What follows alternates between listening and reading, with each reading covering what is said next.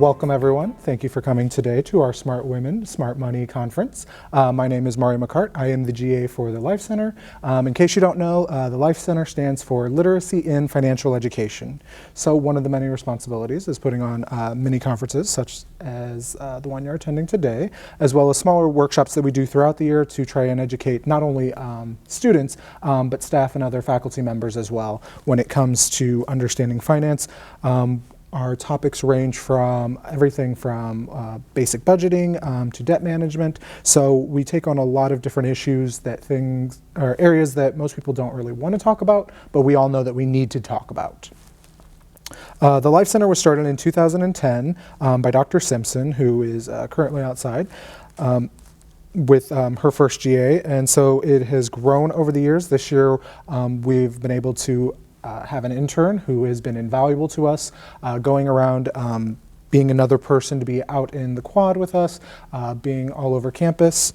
And so I would like to thank all of you for attending, first of all. I'd like to thank our speakers for the day. I know that they're giving up a lot of time and they've put a lot of effort into what they're presenting on, and they're very passionate about what they're presenting on. So I appreciate that they're all here for us. So without further delay, I'd like to introduce our keynote speaker today, Rob Fears. Thank you. Morning. Good morning. So typically at these kind of talks, I'll ask for people to hold questions till the end, but since we've got a little bit more intimate group today, if you guys want to ask questions throughout, please feel free to interrupt me and ask a question. So as Mario said, my name is Rob Fears. I've been with Edward Jones for about 6 years, but I've only been in the Charleston area for almost a year. It's April of 2015 that I came to Charleston. So really like the town. We've been enjoying it. My wife and daughter finally got moved here, so we're all settled in and we're officially Charlestonites, or whatever we would call ourselves. But what we're going to talk about today is really 5 different money questions that women should ask themselves, and not only ask themselves, but ideally be able to answer. And my goal really in today is to try and help you understand your role in finances and the role you should be taking. I'm going to be looking down, referring to my script at least a little bit to kind of stay on track. And then also there's some green folders in a lot of the chairs. There's a workbook inside those that I'll be referring to from time to time. We're not going to do a lot of exercises throughout, but I may reference it from time to time. So as you all know, it's an ever-changing world. Technology is finding new ways for us to connect, communicate, and to live longer. So it's exciting times, but it can be a little bit overwhelming too. There's a wealth of information out there, and there's also a lot of noise. So the reason you're here today is because there's some unique challenges for women when it comes to investing, and those are some of the things that we're going to talk through. So let's get started by playing a quick game called Fact or Fiction. So I think everyone has a workbook, but we can really participate even if you don't. So we're going to share 5 questions about your financial goals to kind of put everything into context. But to start with, I just want to ask you a few true or false questions, or fact or fiction, and see what you guys think. So the first statement is nearly 60% of working individuals have calculated how much they'll need for retirement. What I'd like you guys to do is just circle or kind of keep in your mind whether you think that's fact or whether you think that's fiction. So nearly 60% of individuals have calculated how much they need for retirement. So touching on another fact or fiction statement, this one is women leave the workforce for an average of 12 years to care for young children or aging parents. So you'll just circle whether you think that's fact or fiction, that women leave the workforce for an average of 12 years to care for young children or aging parents. And then our third fact or fiction statement is nearly 60% of women will be solely responsible for their finances at some point in their lives. So you're to circle fact or fiction. So let's see how we did. The first statement was that nearly 60% of all individuals have calculated how much they'll need for retirement. Whoop, there we go, sorry about that. So, fiction, nearly 60% of individuals have calculated how much they need for retirement. Second one is, women leave the workforce for an average of 12 years to care for young children or aging parents. And that is a fact. Women do leave the workforce for an average of 12 years to care for young children or aging parents. Now, some of that has changed a little bit in recent years, so that may be a little high, but if we're still calculating the women that are alive today throughout their lifetime, that's still the average. We may see that number taper down over time. And then the third one is that nearly 60% of women will be solely responsible for their finances at some point in their lives. Now, this is actually fiction. So it's fiction because that number's low. Oh, I thought it was higher. So does anybody have a guess of what the number is? It's a range. I'll go with 40 to 50. It's higher. It's higher than that. So nearly 80 to 90% of all women will be solely responsible for their financial lives at some point in their life. And there's really two reasons why. The one is that in some respects you guys are luckier than men in that you're going to live longer by an average of 5 years. So at some point it could just be that whomever you were sharing finances with is gone and you're still around. The other reason is divorce. So when you get divorced, the ex is responsible for their financial life and you're now responsible for your financial life. It was higher. I think, like in my household, I do it all. Well, My husband doesn't do any of it, so. yeah, exactly. Well, if we look kind of back in time, so in 1920, less than 1% of women ever got separated or divorced.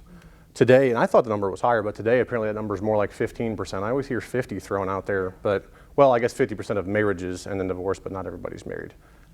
So anyhow, 15% of women will end up separated or divorced at some point in their life. So those are the two big reasons, is that women live longer and divorce is a fact of life. But so these facts illustrate just a few of the important things to consider as we open our conversation today. So one of the reasons that some people don't get started putting together a financial strategy is that there's so many things to consider that they don't quite know where to start, and the whole thing just kind of feels overwhelming. So what we're hoping we can do today is give you some steps to start moving in the right direction.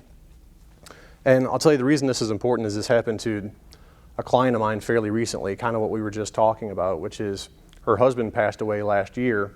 They had a farm, but her husband had always taken care of everything, not only the actual farm itself, but also all the finances related to the farm. So when he passed away, they had bins full of grain and she didn't really know what to do. Didn't know what a good price was to get for that, just had never had to handle that part before. So she went ahead and sold all of it, which I don't know anything about grain a whole lot either, so I don't know if that move was right or wrong, but bottom line is she went ahead and sold all of it. Ended up with about $600,000 from selling all that grain. And to this day, right now, it's still just sitting in the bank. And when I say sitting in the bank, I mean just sitting in a checking account. It's not in CDs, earning even that little bit that CDs are paying right now. It's not in any kind of investment, because she's to some degree just paralyzed with fear. She's never had to deal with this and doesn't know what to do with it. So the goal is that we don't find ourselves in that position, that even if you never have to be solely responsible for your finances, you feel confident that if you ever did need to be, you'd be equipped to do that. Excuse me. So really the big takeaway is don't wait until you're forced to be responsible for your financial future to be prepared to be responsible for your financial future. So let's start digging into what I referenced during our fact or fiction exercise and the title of our talk, or at least this portion of it today, which is 5 money questions for women.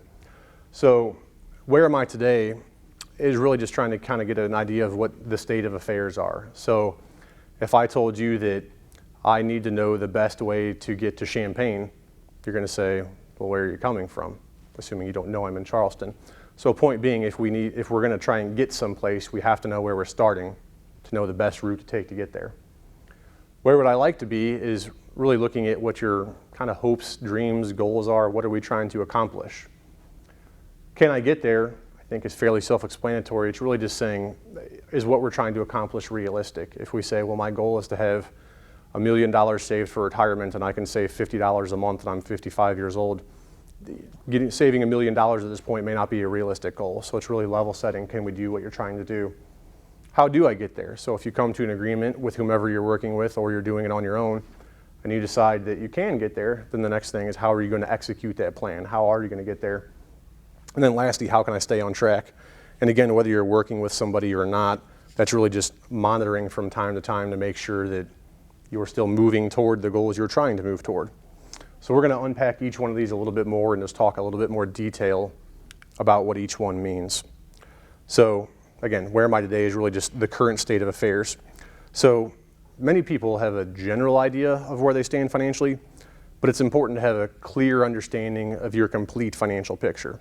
So, and this is similar to what I just said, if you think of it as kind of the GPS on your phone, you say, I want to go here. First thing it's going to say is, where are you? What's your current location? So if you look at page 5 in your workbook, there's a short quiz there. I'm not going to actually have everyone do it right this second, but I think it's something that is valuable to do on your own, is to really take a look at those questions and think about, where are you today? Can you answer those questions? How do you feel about the answers to those questions? And if you answered false to any of them, you can think of them as something that may be potential action items for you to act on in the future. And there's also a monthly budget worksheet that's in all those folders, so that's something you could take home if you said, hey, maybe I do need to really know what my budget is and kind of dig into that. Then you've got that monthly budget worksheet to help you break it down into some hard numbers and get an idea of, at least in an average month, what is it that's going out the door, what's coming in, are we in the red or in the black every month? And our second question is, where would I like to be? So assuming that you've done this monthly budget worksheet and now you've actually got a budget, you need to know, you know where the money comes from, but now you need to decide what you want that money to do for you. And to answer that question, where do you want to be, where would you like to be, you really need to think about your own values and your own goals. So here's a good analogy to understand the difference between the two when it comes to your finances. I think we can all agree that technology changes very quickly these days. New smartphones are released just about every day, it seems like. So let's say you want a new phone. You may have several specific reasons why. So perhaps your phone is outdated or damaged. Maybe it doesn't have the features you want for communicating with your friends or family. Or maybe you just want a longer battery life. In this simple analogy, the goal is a desire to purchase a new phone. To understand the value, you need to ask the question, why is this important to me? So values are about beliefs, and they should never, rather the opposite. Values are about beliefs, and they should drive your goals. So the goals are the tangible things or experiences that carry a specific cost or a specific monetary value. For instance, a goal may be paying down debt, buying a new house, or traveling, whereas your values, on the other hand, are intangible and don't have a specific monetary value. So a deeper understanding of your beliefs will help you make decisions about what your long-term goals are. And at this stage of your life, you may feel like you don't know exactly what the future holds, whether you're 20 years old or 80 years old. There's always going to be some question about what's coming down the road. But what we can do is try to put some of this knowledge into motion. And again, these are things I'm going to ask that you do after today at home, if you're so inclined. But on page 6 of your workbook, you'll find some common examples of values and goals.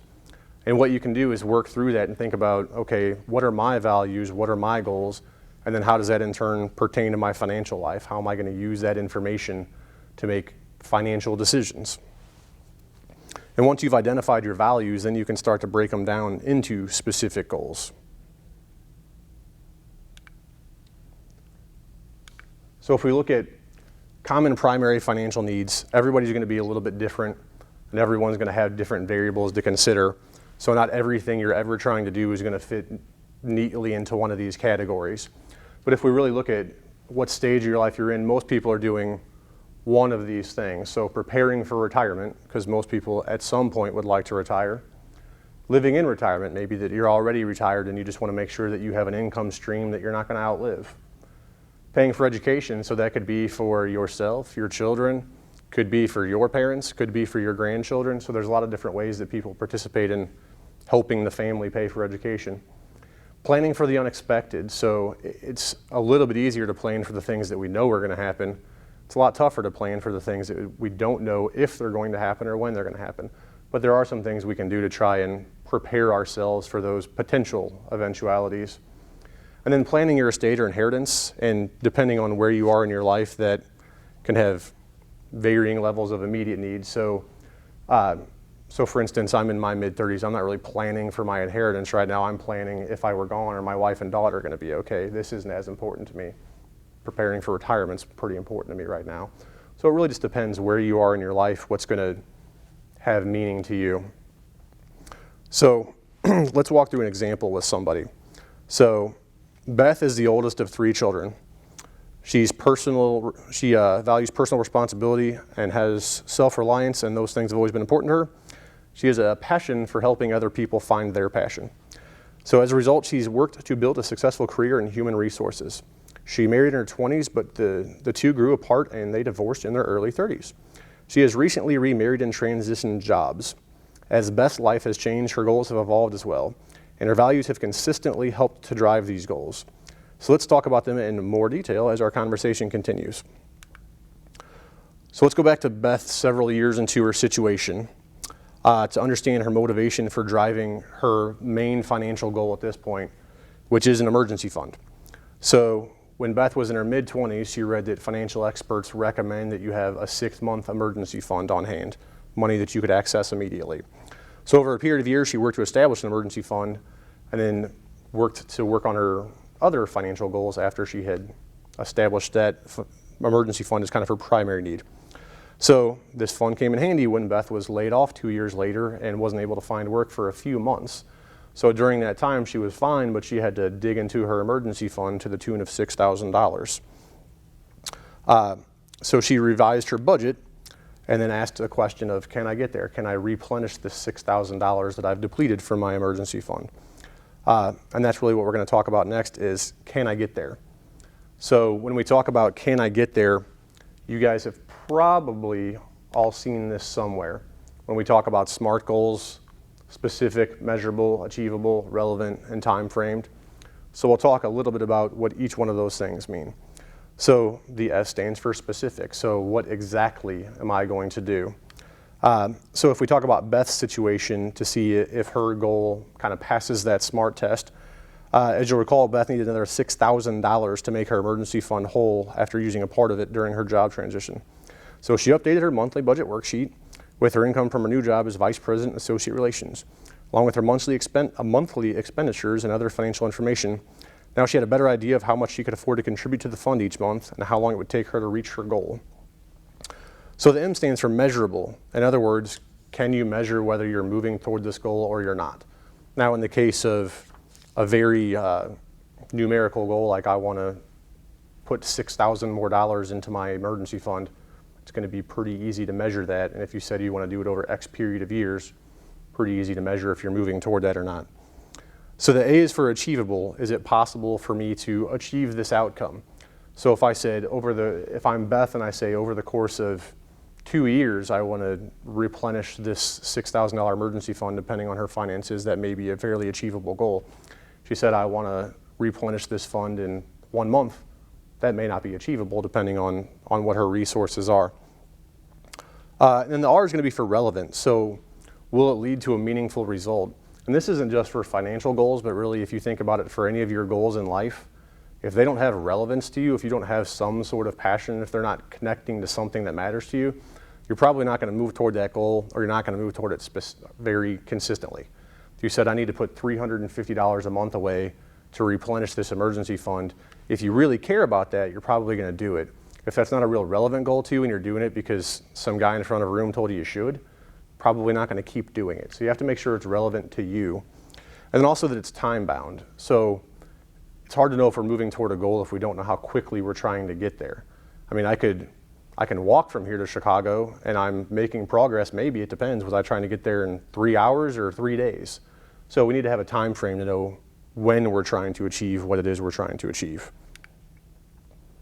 So when we go back to how do I get there, I mean, we just talked about walking to Chicago versus driving to Chicago. So it really means putting a strategy in place. So when we talk about how we're going to get there, it's some of those things we talked about a little bit. Plan for the expected by understanding the concerns associated with the goals you choose. Take steps to work toward the goals by learning ways to potentially balance competing goals. Because when we think about the things we had on the screen earlier, preparing for retirement, living in retirement, paying for education, many people are going to have multiple goals. I mean, again, I've got a 4-year-old daughter. I would like to retire someday, but I would also like to help her plan for her education. So you're typically going to have multiple goals, and it's really prioritizing what's most important or how you can plan for all of them at the same time. Prepare for the unexpected by being aware of unexpected events that could derail your strategy. So for instance, I could say I'm going to save $300 a month for my daughter's college, and that may work fine unless I die, in which case I'm not going to be saving anything any month anymore. So I need to think about what's going to happen if that were to happen. Are my wife and daughter going to be in a good financial position if I'm gone? So when we say prepare for the unexpected, that can mean not just passing away, which is I think where everybody's mind goes, but what if you lose your job? What if your spouse loses their job? There's a lot of different things that can derail our financial lives that we know could happen, but we just don't know if they're ever going to or not. And then position your portfolio for both by trying to address both the expected and the unexpected. So maybe we plan for the expected with, just some type of investment, stocks, bonds, mutual funds, whatever it is. And maybe we prepare for the unexpected with some type of insurance policy, and the type of insurance would depend on what we're trying to prepare for. But there's ways to position ourselves to be prepared for whatever outcome there's going to be. And the reason it's important to get started sooner than later is that time plays a critical role in any financial strategy. And a lot of you have probably heard of this, but if not, we're going to talk about it a little bit. The rule of 72. So this is an easy kind of back of the napkin calculation you can always do when you're trying to figure out if you can reach a certain goal in a certain amount of time, or if the investments you would have to use to reach that goal are something you're comfortable with. So the rule of 72 is a general investment rule of thumb that assumes that the investment's principal value and rate of return remain constant and that all interest and or dividends are reinvested. So there's some assumptions in here that aren't going to be perfect. So the rule of 72, again, it assumes a constant rate of return, but again, it can give you an idea. So this rule essentially tells you how long it'll take for your money to double. So the way it works is you divide 72 by your rate of return, and the number you get equals the approximate number of years it takes for your money to double. And there's a couple examples in your workbook if you want to look at it more later. But on page 8, you'll see how this tool works. So if your rate of return on any investment is, let's say, example, 4%, you can quickly figure out how long it's going to take for your money to double. So if my rate of return was 4%, put somebody on the spot here and say, how long would it take for my money to double at 4%? Nah. So it would take 18 years. So that's the way you can kind of back into if what you're doing makes sense for you. If I say, okay, I bought a bond that pays 4% and it's going to take me 18 years to double my money, does that get me to my goal or does it not? And if it doesn't, then maybe we think about other things. If you're overshooting your goal, we think about, do we even need that, or would something else make more sense? But it's a way to give you a quick idea of how your money, or what rate of return would help your money double over time. You can also use it to kind of back in the other way. So you can say, I've only got 6 years to get to my goal, and in order for me to achieve my goal, my money would need to double. What rate of return would I need for my money to double? In that scenario, you'd say, I've got 6 years, I need it to double. If I divide that into 72, it tells me I need a 12% rate of return, which is a pretty aggressive rate of return over time. But it tells me that's the type of investments I have to look at, or I have to adjust my goal. So let's revisit Beth for a moment. A few years later from our last visit, she is a few years into her new job and doing well financially. She has some other exciting news. She has recently gotten married. Paul and his 6-year-old daughter Meg are at the center of their life. Beth is thinking about her financial goals again, and she realizes that Meg will be headed off to college sooner than they think. So Beth and Paul want to make sure that paying for Meg's education is their highest priority at this point. So let's use that rule of 72 again to get a rough estimate of the impact that time plays on a financial goal. So to keep it simple, let's say Meg will start college in 12 years, and let's say that Beth and Paul have the money that they need to meet their goal of helping, they have half the money, they need to meet their goal of helping Meg pay for her education costs. So what rate of return would be required? If they've got 12 years, they need to double their money. Exactly. They need 6 years, or 6% rate of return, which again is pretty reasonable. So if I heard that, I would feel pretty good about my chances to achieve that, assuming I'm willing to do the investing it would take. So if we waited just a few years longer to see how long it would take them to double their money, now we're up to what we talked about. Now we need a 12% rate of return. That's much more difficult to achieve just by waiting an extra few years to start saving for that goal.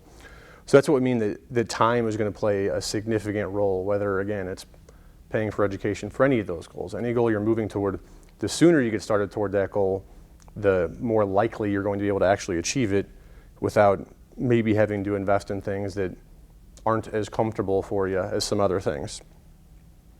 And one of the ways you can do that is with systematic investing. So have any of you guys ever heard the term pay yourself first? It's very important to do. You can't help everybody else until you make sure that you're in good shape. So a great way to get started is when you're paying your bills each month, write yourself a check or deposit it into your account, whatever it is, whether it's a savings account or something else. But make it just like you'd pay any other bill. Almost think of paying yourself as a bill. I've got to pay my water bill and my electric bill. I've got to pay my retirement account, whatever it is. If you're working, that's even easier because most of the time you're going to have some type of retirement plan set up for you. But systematic investing in terms of convenience is really easiest way to go because you don't have to think about it that often. Maybe once a year you want to do a review, but you don't have to constantly think about what am I doing, how am I saving for this goal. It just makes it really simple. And systematic investing really does 4 things, which is convenience, consistency, choice, and control. Because if you're consistently investing into whatever your plan is, you're typically going to be moving in the right direction, almost no matter what, if you're consistently operating toward that goal. And the other thing is that you can control it by the dollar amount you're putting in. So we want to be consistent, but if you need to tweak your plan, you can. So if you say, well, I usually put in $250 a month, but this month I can really only do $50, you've got the ability to dial that up and down pretty easily. So if one of your goals is to prepare for retirement, it's important to consider your employer-sponsored retirement plans. What's available to you? Do you have a 401k or a 403b or something like that at work? And if you do, you want to make sure you know the particulars of that plan. Do they have a match? If so, what is the match? Does it cap out at a certain dollar amount? You really want to make sure that whatever kind of match or whatever incentives are there from your employer, that you're taking full advantage of those. Because if you don't, you're really leaving money on the table. If my employer says they'll match 3% up to $1,000 and I'm not putting in at least that $1,000, I'm just leaving free money on the table.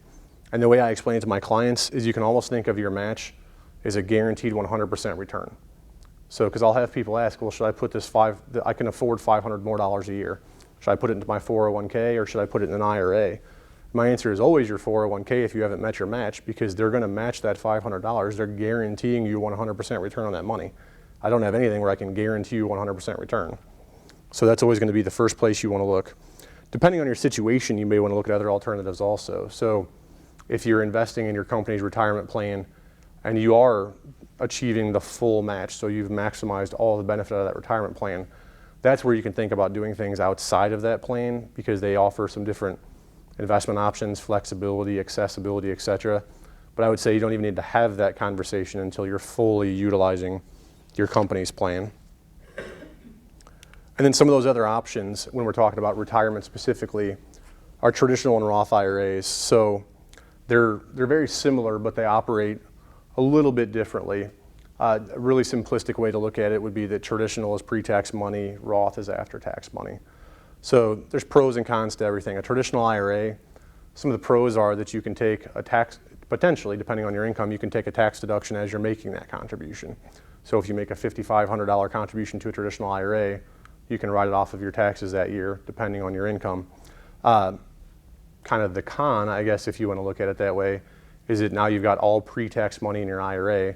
So as you pull it out in retirement, you are going to have to pay ordinary income taxes on it. The Roth IRA, again, if we're looking at the pros and cons, the pro would be that if you reach age 59 and a half and you've had that Roth IRA for at least 5 years, you can pull out the principal and all the earnings completely tax and penalty free. So it can be a pretty big advantage. The con, again, or I guess the other side of it, is that you don't get the deduction when you're contributing to the Roth IRA. So you have to kind of decide, when do you want to pay your taxes? And there's a lot of different variables that go into that conversation. And the right strategy is going to just depend on the person, their income, exactly what they're trying to do. So if you say, is a traditional IRA better or is a Roth IRA better? It really just depends on the situation. There's no quick answer to that question. So let's go back to Beth and Paul once again. Again, just a few years later, and look at another goal. So right now they're more focused on preparing for retirement. They've gotten to a position where they feel pretty solid about Meg's college and they want to start focusing on themselves.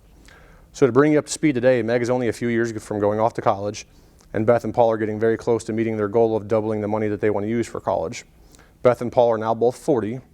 Beth keeps her budget worksheet up to date and decided to sit down with their financial advisor to talk about their vision of retirement. During the conversation, they determined that she needed to invest $5,500 per year, or $458 a month, in order to reach her IRA retirement goals. Beth would like to retire when she's 65, so at 40 she has 25 years to save. If Beth invests $5,500 per year and earns 7%, she will actually have saved more than $434,000 for retirement. If Beth waits until she's 43, her retirement account would be worth about $344,000. So just that 3-year delay of investing $5,500 cost her $89,000 in retirement. Thus why Albert Einstein said that the most powerful force in the universe is compounding interest. For comparison, if she had started investing $5,500 at age 30, she would have accumulated more than $906,000 by the time she reached age 65. So these calculations assume Beth makes a $1,000 catch-up contribution when she's 50 as well. So remember I mentioned earlier you need to have a strategy, and the best strategy in the world does you no good if you never get started. So the biggest mistake people make when it comes to investing is not getting started. So I'd say don't make that mistake. Get started, start investing, especially, the younger you are, the better. When I look at, I wish somebody had told me these same things when I was 20 years old, and I just started seriously putting away money at that time. And then the fifth and final question is really, how can I stay on track? So once you've got a strategy in place, probably the most important thing you can do is review that strategy to make sure it's still working. You still feel comfortable with what you're doing and why you're doing it, and that you are progressing toward that goal. And then I think specifically for women, for reasons we talked about earlier, if I could leave you with one thing today, and hopefully I'll leave you with more than one, but if it was only one, it would be don't wait until you're forced to take responsibility for a financial future. So if you say, well, my husband does all that stuff, that's really not the answer you want to be giving. Try to get involved in it now. Make sure you understand what you're doing and why you're doing it. If you've got a spouse that's got a retirement plan at work, do you know how that's being invested or why they're investing it that way? You really want to get involved in those things before it's thrust upon you. And then as kind of a review, ask yourself these 5 questions. Where are you today? Where would you like to be? Can you get there? How do you get there? And how are you going to stay on track? And we talked about making sure that you've got SMART goals. So not only that you have goals, but that they're very specific and they're things that you're going to know how to measure. You want to make sure you can attain them, that they're relevant to you, and that they're in some way time-bound. So because of the size of the group, I ran through it a little bit quickly, kind of left out some of the workbook things that we run through. But do any of you have any questions for me? Anything that I talked about that you'd like further clarification on, or something I didn't talk about that you want to talk about? Yes? I actually had a discussion the other day with some friends about 401k, and I was just curious, like, if I ever stop working for that company, what happens to the 401k?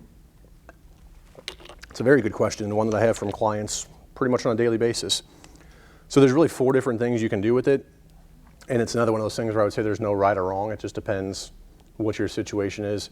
So the first option is you can just leave it right where it's at. Typically, they won't make you take it. If you've got less than $5,000 in there, sometimes that employer will actually just make you take a check for it. But if you have more than $5,000 in there, you have the option to just leave it there. And let it grow? Yeah, it'll continue to stay invested and continue to grow. You stay in there as a participant of the plan. Some plans, your investments get slightly more expensive if you're a former employee, but that's nuanced and it depends on the plan. But the simple answer is one option if you have over $5,000 is you can leave it. Another option is you can just take the money. So if you've separated from service, you can say, hey, just go ahead and send me a check for what I had in my 401k. Depending on your situation, that may not be the way you want to go necessarily. And the reason is that all the money is going to be taxed at that point. And if you're under age 59 and a half, it's going to be taxed, and there's also going to be an additional 10% penalty on top of it. So it can be, you're going to be writing Uncle Sam a big check if you do that, but you can do that. Another option would be to move it to your new employer's plan. So if you plan to work for somebody else and eventually have a 401k, then you could just take your old 401k and roll it into your new 401k, and the vast majority of them will let you do that. Then the last option is you could roll it over into an IRA with somebody. And again, none of them inherently make sense or don't make sense. It just depends what your situation is.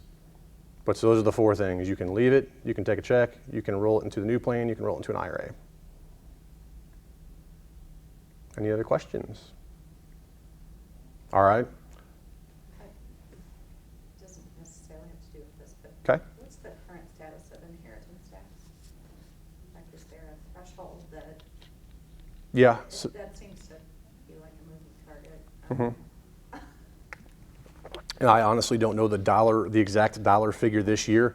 It's a little over 5 million. It's like 5.3 million, somewhere in that range, meaning that when we talk about estate taxes, inheritance taxes, I've heard some people on one side of the aisle call it the death tax, whatever you want to refer to it as. You don't have to worry about it at all unless the estate is going to be above that threshold, which I think right now, again, is roughly $5.3 million. It's indexed for inflation, so each year that threshold moves a little. So it's about 5.3.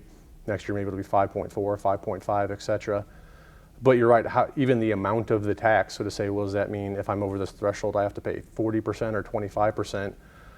Right now it's on the higher side of that. It is closer to 40, and then it just depends. I mean, that's under current law, which can always be changed, but that's where it is right now. Is that what you were asking, or is that not what you were asking? Yeah, and is that's the total estate, that's not for each beneficiary, right?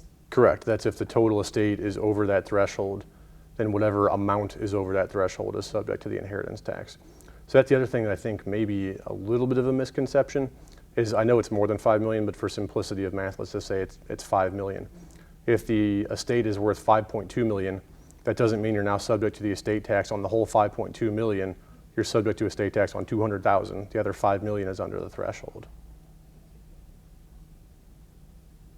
Any other questions? All right. Well, I want to thank you guys for attending today and listening so attentively. Thanks to Mario for inviting me, and thanks to the Life Center for hosting this. I think it's a really neat thing you guys do and really valuable for people, so I appreciate it. Thank you.